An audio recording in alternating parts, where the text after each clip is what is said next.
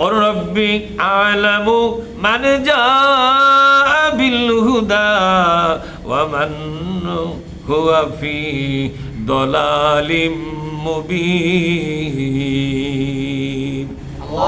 আল্লাহ পাক বলেন, আল্লাহ তো জানেন সত্যিকার হেদায়েতের উপরে কে আছে আর কে বেঈমান হয়ে গেছে, কে নষ্ট হয়েছে। মক্কার, এটা কিন্তু মাক্কি সূরা। কোন সূরা এটা? মাক্কি সূরা। মক্কার নেতারা বলতো, যারা মুহাম্মাদের সাথে ওই যে আল্লাহ কোরআন নাকি নাজিল করছে, কোরআন কিনা কে জানে, এরকম করে বলতে বললেন না। এই কোরআনের পাল্লাদ যারা পড়ছে তারা শেষ। তারা কি? আজকে তাদের সম্মান নাই, আজকে তাদের মর্যাদা নাই, ব্যবসা বাণিজ্য নাই, ঠিক মতো করে খাবার পারতেছে না, পাইলে ফেলে বাড়ান লাগতেছে। মোহাম্মদ নিজেও বলো এ দেশের মানুষগুলোকে মারলো, নাউজুবিল্লাহ বলেন। মোহাম্মদ নিজে বলো মানে বোঝেন? আগে মোহাম্মদ সাল্লাল্লাহু আলাইহি ওয়াসাল্লাম তো ব্যবসা বাণিজ্য করতো, সেটাও গেল। সামাজিক সম্মান মর্যাদা গেল, বাড়িতে থাকতে পারে না, তার মতো মহাসম্মানী মানুষ হয়ে পালে বানান লাগে, এখানে সেখানে থাকে, নিজেও বলো আর মুহাম্মাদের পাল্লাদ যারা পড়েছে তারাও বলো এই লোকটা মারার জন্য যাচ্ছে। এমন একটা কিতাব নিয়ে যাচ্ছে যে কিতাব এই দেশে চলবে না, নাউজুবিল্লাহ বলে। মক্কা নেতারা বলতো, ওই সময় আল্লাহ পাক বলে, নবীজি ওরা বলে তুমি এই কিতাব নেওয়ার পরে, কিতাব পাওয়ার পরে তুমি আর দেশে চলবে না, তোমার সম্মান নাই, মর্যাদা নাই, তুমিও মরেছ, তোমার সাথের সাহাবারাও মরেছে। ওরা বলতেছে, না গো নবী, না না, বরং তোমাকে কোরআন দিয়েছি এই পৃথিবীর সর্বশ্রেষ্ঠ সম্মান আর মর্যাদা তোমাকে দেওয়ার জন্য। কে বলেছে তুমি মরে যাবে? এবার আল্লাহ তাআলা বলছেন, মক্কার লোকেরা বলতো মুহাম্মদ বেঈমান হয়ে গেছে, আল্লাহর ইসলাম থেকে মুহাম্মদ খারিজ হয়ে গেছে, নাউজুবিল্লাহ বলেন। বাপদাদার আমল থেকে আমরা যে ইসলাম ধর্ম পেয়েছি, সেই ইসলাম ধর্ম ছিল রাজনীতি মুক্ত। মানে মক্কার লোকদের কাছে ধর্মটা ছিল না, ওই ধর্ম ছিল রাজনীতি মুক্ত। কিন্তু মুহাম্মদ যে ধর্ম নিয়ে আসছে, এটা ধর্মের চাইতে রাজনীতি বেশি। ধর্মের চাইতে রাজনীতির কর্মসূচি বেশি। সুতরাং এটা অবশ্যই ইসলাম নয়, এটা অবশ্যই সত্য নয়, এটা মিথ্যা ধর্ম, আবিষ্কার করা ধর্ম। এরা মুহাম্মদ তার সাঙ্গপাঙ্গ দিয়ে এই ধর্ম বানায় নিচ্ছে, এটা আল্লাহর ধর্ম নয়। আল্লাহ প্রতিবাদ করে বললেন, কর রব্বি, ওগো নবী বলে দাও, বলে দাও, রব্বি আ'লামু মান জাআ বিল হুদা, হেদায়েতের উপর কে দাঁড়িয়ে আছে রে, তোমাদেরকে বলা লাগবে না, আমার আল্লাহ সেটা ভালোভাবেই জানেন কারা হেদায়েতের উপর এখনো দাঁড়িয়ে আছে। এ কথার দ্বারা বুঝালেন, যারা নাকি কোরআনের পক্ষে এসেছো, সত্যিকার আল্লাহর পক্ষ থেকে হেদায়েতের উপর তোমরাই দাঁড়িয়ে আছো। কোরআনের জন্য আন্দোলন করো যারা, তারাই হেদায়েত প্রাপ্ত মানুষ। কোরআনের পথে আন্দোলন যারা করে না, তারা এখনো বেঈমান হয়ে আছে। যারা কোরআনের জন্য আন্দোলন করতেছে, নবীর সাথে ঐক্যবদ্ধ হয়ে, সংগঠিত হয়ে, আসল হেদায়েতের উপর তারাই দাঁড়িয়ে আছে। আর এই কোরআন কায়েমের জন্য যারা আন্দোলনকারী হবে না, তারা বেঈমান এখনো আছে, তারা এখনো হেদায়েতের উপরে নাই। কে বলেছেন এ কথা? আল্লাহ মক্কার লোকদেরকে ডেকে বলতেছেন, ও মক্কার লোকেরা, সৌদির নেতা নেত্রীরা শোনো শোনো। নেত্রীও কিন্তু ছিল, খালি নেতাই কিন্তু ছিল, নেত্রীও। ও সৌদির নেতা নেত্রীগুলা শোনো শোনো, ওমান হুয়া ফি দালালিম মুবিন, ইসলাম থেকে বের হয়ে গেছে কারা? কারা আল্লাহর দেওয়া হেদায়েত থেকে বের হয়ে গেল, এদেরকে হারে হারে আল্লাহ পাক নিজেই চিনে রেখেছে। সুবহানাল্লাহ বলবেন না? এদেরকে চিনে রেখেছে, তোমাদেরকে বলার দরকার নাই, আল্লাহ এদেরকে হারে হারে চেনে।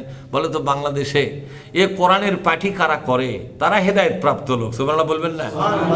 কোরআনের পাঠী যারা করে তারা হেদায়েত প্রাপ্ত লোক। আল্লাহ বলছেন, ওয়াজাহিদু ফিল্লাহি হাক্কা জিহাদিহি হুয়া ইজতাবাকুম ওয়া মা জাআলা আলাইকুম ফিদ-দীন মিন হারাজ মিল্লাতা আবিকুম ইব্রাহিম হুয়া সাম্মাকুমুল মুসলিমিন।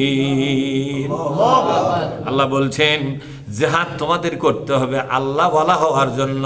ওয়াজাহিদু ফিল্লাহ বলেন, ওয়াজাহিদু ফিল্লাহ মানে কি জানেন? ফিল্লাহ ফিল্লাহ মানে আল্লাহওয়ালা। ফিল্লাহ মানে কি? আল্লাহওয়ালা যদি হতে চাও জিহাদ শুরু করো। জিহাদ করা ছাড়া আল্লাহওয়ালা হওয়ার কোন রাস্তা আল্লাহ খুলে রাখে নাই। ওয়ামা জাআলা, বলেন ওয়ামা জাআলা আলাইকুম ফিদ্দীন মিন হারাজ। আল্লাহওয়ালা হওয়ার জন্য জিহাদ ছাড়া আর কোনো পথ আল্লাহর কাছে খোলা নাই।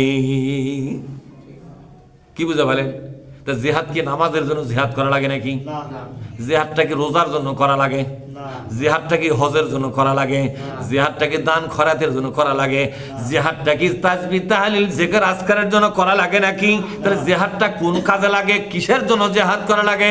জিহাদ করা লাগে নিজের দেশে আল্লাহর কোরআনটাকে সরকারিভাবে কায়েমের আন্দোলন। এই আন্দোলনকে আরবিতে বলা হয় জিহাদ ফি সাবিলিল্লাহ। যেরকম জিহাদ ফি ইসলামী আন্দোলন, এটাই হলো জিহাদ। এই ইসলামী আন্দোলন যারা করবে না, আল্লাহওয়ালা হওয়ার জন্য তাদের যোগ্যতা শেষ হয়ে গেল। কি হয়ে গেল? জোরে কোন। কোরআন শরীফের সূরা হজের মধ্যে আল্লাহ বললেন, আল্লাহওয়ালা যদি হতে চাও জিহাদে নাম লেখাও। জোরে বলুন, আল্লাহওয়ালা যদি হতে চাও। একটু বলবেন না? আল্লাহওয়ালা যদি হতে চাও। জিহাদের বাংলা কি? ইসলামী আন্দোলন। বলেন জিহাদের বাংলা কি? আমি প্রশ্ন করব, জবাব দেবেন। জিহাদের বাংলা কি? জিহাদের বাংলা কি? তাহলে আল্লাহওয়ালা যদি হতে চাও ইসলাম আন্দোলন শুরু করো। আল্লাহ কি বলছেন? ওয়ামা, বলেন ওয়ামা জাআলা আলাইকুম ফিদ্দীনি মিন হারাজ। জিহাদ ছাড়া আল্লাহওয়ালা হওয়ার আর কোন রাস্তা তোমাদের জন্য খোলা নাই। কার কথা? জোরে বলুন। আল্লাহর কথা। বিশ্বাস হয়? মিল্লাতা আবিকুম ইব্রাহিম, এই মিল্লাতের প্রতিষ্ঠা করে গেছেন ইব্রাহিম আলাইহিস সালাম। এই জিহাদের আন্দোলনকে বলা হয় মিল্লাত। কি বলা হয়? এই আন্দোলন, এই মিল্লাত মানে এই মডেল, এই জিহাদের মডেল। কথা কন না একেবারে।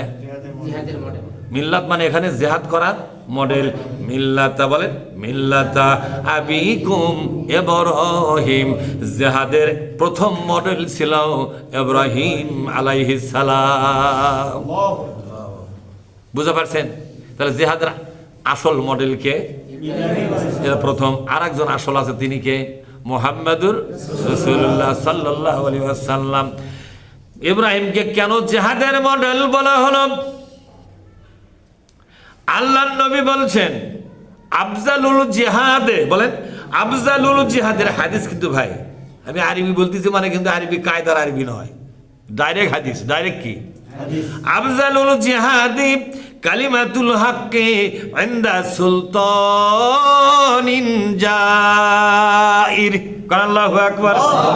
নবীজি বলেন এই পৃথিবীর সর্বশ্রেষ্ঠ জিহাদ হলো ইসলাম বিরোধী নেতার সামনে ইসলাম আন্দোলনের দাওয়াত পেশ করা। ইসলাম বিরোধী নেতাদের সামনে ইসলাম কায়েমের আন্দোলনের ঘোষণা দেওয়া। এর চাইতে বড় জিহাদ এই দুনিয়াতে আর হতে পারে না। এই কথা কে বলে গেছে? বলেন তো। নমরুদের সামনে ইসলাম কায়েমের দাওয়াত, ইসলাম কায়েমের আন্দোলনের ঘোষণা কে দিয়েছিলেন? সেটাও কওয়া পারেন না আপনারা না সিনিয়র মুসলমান, এগুলা কওয়া পারেন না। খায় মনে হচ্ছে কালকে হিন্দু আসলে আজকে সকালে মুসলমান হয়ে যায়। হয় কি রে, এক একটা পাকা মুসলমান। কথা ঠিক না? বাপের আমুল থেকে মুসলমান, ওর 14 গোষ্ঠী মুসলমান। কথা বলে ইসলামের উপরে কোনো উত্তরই দেওয়া পারে না। বলেন তো নমরুদের সামনে, বলেন কার সামনে? বলেন তো নমরুদের সামনে দিন কায়েমের আন্দোলনের ডাক কে দিয়েছিল? জোরে বলুন। ইব্রাহিম আলাইহিস সালাম দিয়েছিল। এই জন্য আল্লাহ পাক বলছেন উত্তম জিহাদের নমুনা। নমুনা মানে হলো মিল্লাত। মিল্লাত মানে কি বাজান? নমুনা, মডেল যাকে বলা হয় নমুনা। আপনার কাপড় বেচেন, তার নমুনা দেখান লাগে না?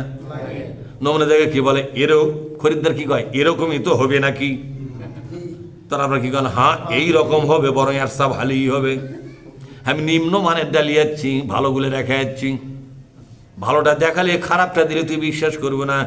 100 পিস মাল আছে, তার মধ্যে যেটা বেশি নষ্ট সেরে নিয়ে যাচ্ছি, মাল কিন্তু এর সব ভালো হবে, এটা নমুনা। বলে কি বলে না জোরে কর? তাহলে নমুনার আরবি হলো মিল্লাত। নমুনার আরবি কি? এখন আসেন আল্লাহ কি বলছেন, মিল্লাতা আবিকুম ইব্রাহিম, তোমাদের জাতির পিতা ইব্রাহিম তিনি জিহাদের নমুনা হয়ে আছে। সেখান থেকে জিহাদ শেখো। ইব্রাহিম যেমন নমরুদকে কোনো পরোয়া করে নাই, কথা ঠিক না ভাই? ঠিক। নমরুদ বলেছে আন্দোলনের ডাক দিয়েছে, আন্দোলন বাদ দে, তার দেশ থেকে বার করে দেবো। ইব্রাহিম বললেন তোর দেশই আমার দরকার নাই, কথা ঠিক না? যেই দেশে কোরআন কায়েমের আন্দোলন করা যাবে না সেই দেশই ছেড়ে দেবো আমি, কথা কন না কে ছেড়ে দেয়নি, কথা কথা বলে। দেখো ইতিহাসের সাথে আমার আয়াতগুলো মিল আছে না নাই? কি সুন্দর হুবহু মিল। এগুলোর জন্যই তো তাফসীর শোনা লাগবে আপনাদেরকে, ঠিক না? এগুলোর জন্যই তাফসীর শোনা লাগবে, তাহলে এই মজা পাবেন কোথায় আপনি? জুমার ইমাম কোনদিন এলা আলোচনা করবে, করলে ওখানে চাকরি থাকবে।